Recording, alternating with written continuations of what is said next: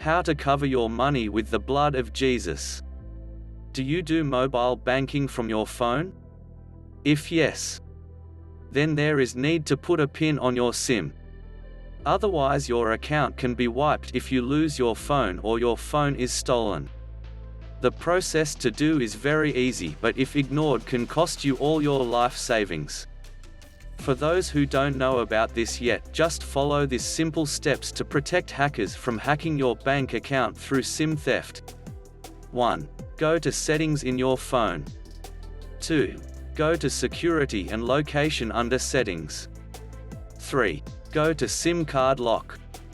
4. Click on Lock SIM card.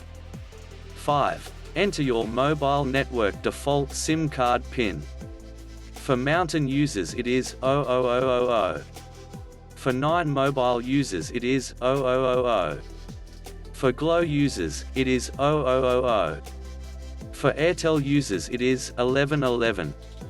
6. After entering the mobile network default PIN, under it you will see Change SIM PIN. Click on it to change to your unique 4-digit PIN. 7. Confirm your unique 4-digit PIN by entering it again and you are done. So anytime you on your phone you will be prompted to enter your SIM card PIN, just as you will be prompted to enter your phone lock PIN or draw your pattern each time you switch on your phone. With the activation of SIM lock on your phone, your money can never be withdrawn from your bank account through your SIM, because your SIM will be useless in their hands since it is blocked, and you will not be under tension to go and block or retrieve your stolen SIM.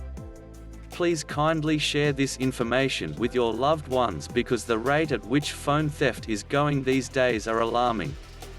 As the phone thieves are not just after the phone but SIM cards linked to your bank account.